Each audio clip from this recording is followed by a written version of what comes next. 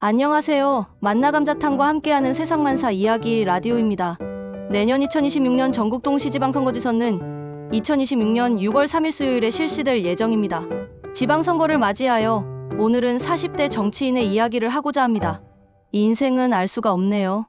땅에서 태어나 농부 출신의 그가 열심히 공부하여 흙 속의 진주가 된 그의 이야기를 알아볼까요? 한복판, 군수 관저에 불이 꺼지지 않던 밤이었다. 가사일 앤리징에는 무거운 서류, 더미 위에 엎드린 채 천천히 숨을 내쉬었다. 책상 위 신문에는 굵은 할자로 쓰인 제목이 그의 눈에 박혔다. 지방군수, 젊은 모델과의 부적절한 관계 의혹. 그는 손끝으로 신문의 모서리를 접었다. 그 순간 마치 손끝에 흙이 묻어나는 듯한 착각이 들었다. 고향 그 흙 냄새였다. 비 오는 새벽, 맨발로 논두렁을 뛰어다니던 시절의 기억이 스쳐갔다. 가사이는 농부의 아들이었다. 새벽 5시, 닭이 울면 그는 아버지와 함께 밭으로 나갔다. 손에는 나 대신 낡은 교과서 한 권이 들려 있었다. 밭고랑 옆에서 문제를 외우고 점심엔 흙 묻은 손으로 도시락을 먹었다. 렌, 공부해라. 흙은 배신하지 않지만 사람은 언젠가 배신한다. 아버지의 그 말이 그의 삶의 좌표였다. 그는 흙 속에서 자랐고 그 흙에서 벗어나기 위해 공부했다. 그리고 결국 그는 인류 법대에 합격했다. 마을 사람들은 그를 기적의 아들이라 불렀다. 신문에는 농부의 아들, 도쿄 법대 수석 입학이라는 제목이 실렸다. 자신 또한 그동안의 노력이 헛되이 되지 않는 것 같아 눈물이 났다. 법대를 졸업한 가사이는 검사가 되었다. 그는 부정부패를 파헤치는 냉철한 검사로 이름을 날렸다. 농부의 아들이 정의를 집행한다는 사실이 국민에게 깊은 인상을 남겼다. 그는 흙에서 올라온 정의다. 흙 속의 지식. 언론은 그렇게 칭송했다. 하지만 세상은 흙처럼 단단하지 않았다. 정치는 더 미끄럽고 더 깊은 늪이었다. 정치에 입문한 그는 청렴한 상징으로 떠올랐다. 농부의 아들에서 검찰, 수평적인 의사소통, 진정한 리더십을 보였다. 하지만 스타를 만들기 좋아하는 언론은 과장되게 보도하기 시작했다. 그의 삶은 하나의 신화처럼 포장되었다. 국민은 그에게서 자기희생적 정치인의 이미지를 보았다. 그러나 그 이미지는 언젠가 거짓과 진실의 경계를 무너뜨릴 씨앗이 되고 있었다. 그녀를 만난 것은 한 잡지사의 화보 인터뷰에서였다. 그는 정치도 국민과의 거리감을 줄여야 한다는 홍보팀의 권유로 촬영에 응했다. 촬영장에 들어섰을 때 조명보다 먼저 눈에 들어온 것은 모델의 시선이었다. 그녀의 이름은 아야였다. 젊고 대담하며 그의 눈을 피하지 않았다. 군수님, 너무 긴장하셨어요. 고향의 논밭 생각하세요. 편하게 웃으세요. 그 말 한마디에 그는 굳었던 어깨를 풀었다. 신선한 말장난에 긴장된 근육이 미소를 지었다. 고향의 논밭, 그 단어를 누군가의 입에서 들은 것은 아버지가 돌아가신 이후 처음이었다.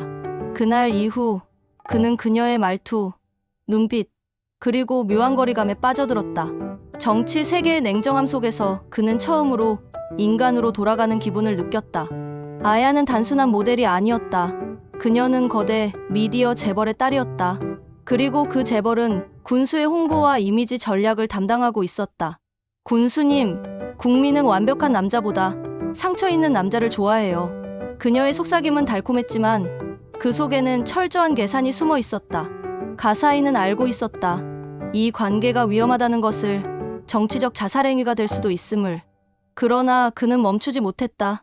그녀 곁에서만큼은 다시 흙냄새 나는 인간이 될 수 있었기 때문이다.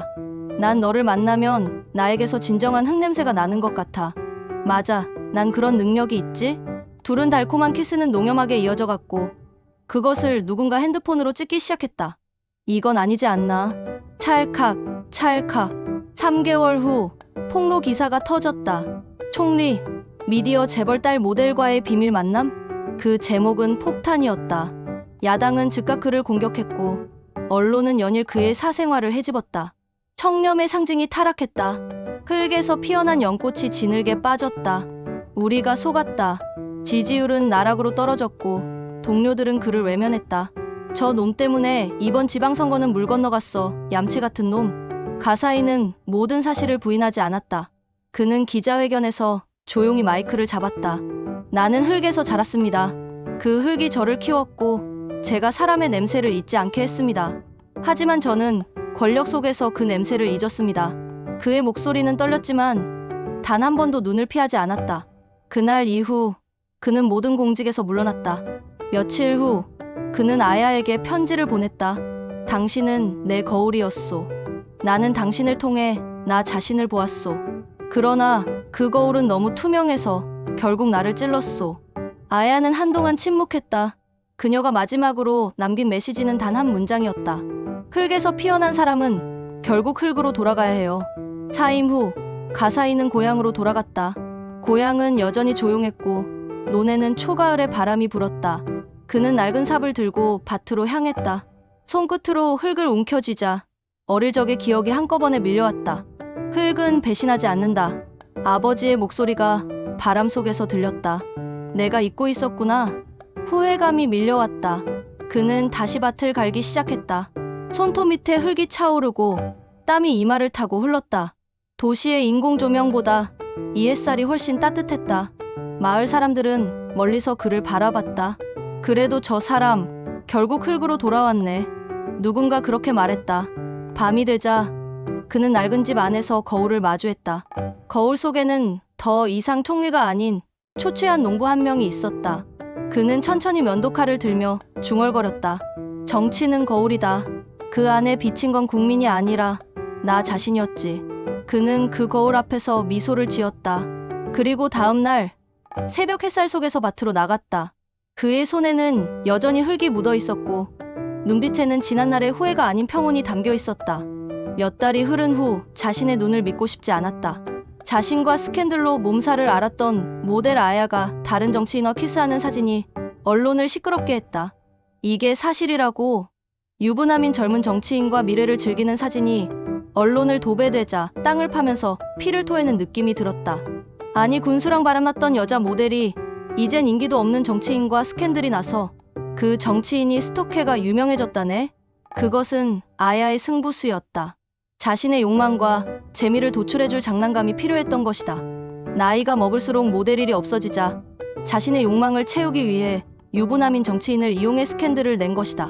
그렇게 아야는 사람들의 입줄에 오르내리고 그것이 즐거웠다. 인생은 이렇게 사는 거야. 사람들에게 잊혀지고 있었다. 가사이는 흙의 농부로 전락되었다. 훗날 아야는 기자회견을 했다. 아야가 등장했다. 기자들이 몰려들었다. 정치인화의 일 후회하지 않습니까? 그녀는 잠시 생각하다가 말했다. 그는 권력의 사람이었지만 동시에 가장 인간적인 남자였어요. 그리고 덧붙였다. 진흙 속에서도 연꽃은 핍니다.